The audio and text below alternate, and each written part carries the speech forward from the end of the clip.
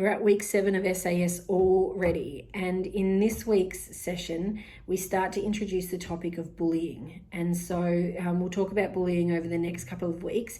We also introduce the board game, and that tends to be a game changer for many of the kids. It's the first time they're interactive around the table, playing a really structured board game, and it's a great way to start to break the ice and to practice bringing together all of the skills that we've been learning over the course of the program. And so it's an exciting turning point in the program, and obviously into the last 3 sessions now. So we've got week 7, week 8 and week 9, and then the review sessions that come in the months to follow. So in today's session, the focus is on, initially at the start, on damage control. So it's really basically saying that from time to time, as a friend, we're going to make a mistake. We're going to break something that belongs to our friend. We're going to say the wrong thing. We're going to do something wrong. That's just a part of life, and we need to know what to do when that happens. And so we introduce the damage control code. So it's a little green card. It'll be in their little books, but you can read about it also in here with them. Definitely something for you to be aware of, because it's something that you can coach them through, because things go wrong all the time, and we want to let them know that that's okay, and then have a really structured approach to how we solve those problems. So if things haven't gone to plan for the child, the first thing we need to do is regulate their emotions. So we use those relaxation gadgets. So that's the number one thing we have to make sure that we're constantly reinforcing. It's what we started talking about in week 1 of the program, and we've been reinforcing right the way through, and it's just as important that we continue talking about that now. So if something hasn't gone to plan, we want to make sure we're using our relaxation gadgets to calm down, and then we start to work on how we're going to solve this issue. Do we A, try to fix the problem?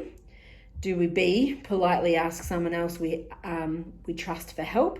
Or do we C, say sorry and then try to move on with this situation? And so that's as simple as it is, really, is helping them decide what is the best approach. Is it something that we can fix? Is it something that when it is bigger than what we know how to deal with, and therefore we need to ask someone for help? And if that's the case, how do we ask for help? Or is it something where I need to say sorry with a serious face, explain what I'm sorry for, and offer to try and make it up to them? So that's really the focus of the damage control code, and we just talk about how that might look and some examples around what that might look like.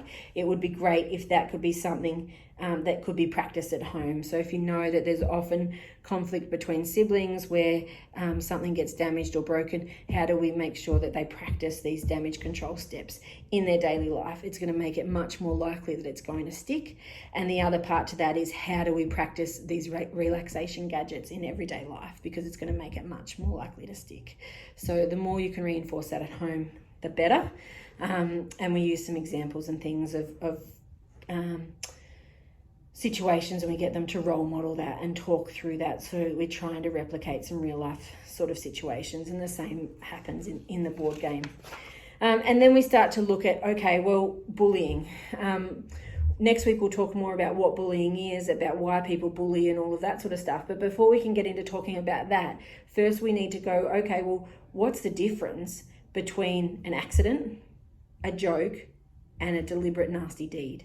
Because sometimes there's confusion there. For lots of our kids, sometimes they can confuse a joke or an accident as someone being a bully. And so we want to help to clear that up.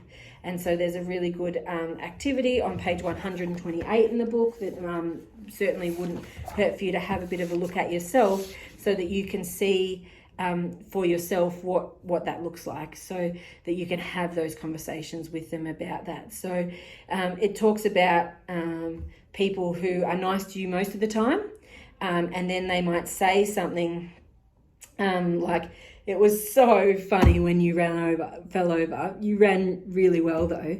So they're laughing, and they're laughing at you, but they're not bullying. They're just laughing because what happened was funny. And so they're still being really kind. So that obviously is a joke, and that's not something that would be considered bullying.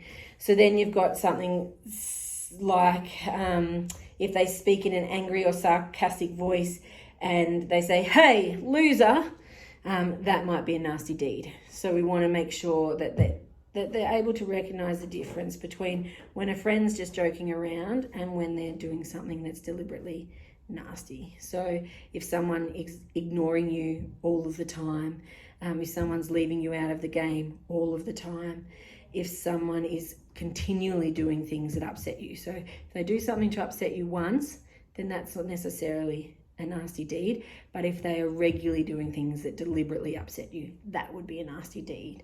When you tell someone to stop and they don't stop, that would be a nasty deed. When they're making fun of you and when they're copying you, that would be a nasty deed.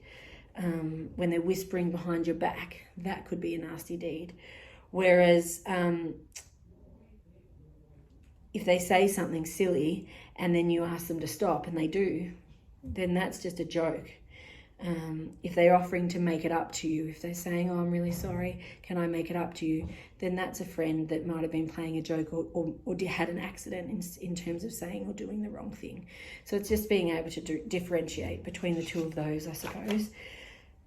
And so again, the way that, we work through some case scenarios to try and help them figure that out for themselves. But what is most important, and you'll probably hear me say this like a broken record every week, is putting this into practice in real life situations. And that is what can be so good about supported social play. So if your children have access to funding and they're able to do some supported social play, we've got the adults there to coach on the sideline and support them through these situations. That can be ideal. But otherwise inviting and arranging a structured sort of catch up where it doesn't necessarily have to be at your home, it doesn't have to be out in the community, it can be something that's arranged for school, or it can be let's meet for an ice cream on Friday afternoon after school, or let's walk home together, or something like that, where it's short, it's got a very specific time frame around it, but where you're giving your child that opportunity just to start to practice those skills in real life situations, because it's that practice that is the key to this being successful. So that's the mission for this week, is thinking about who you would like to invite to catch up, what activities you would do this with this person. When could you arrange it for? Is it something that's going to happen at school or after school?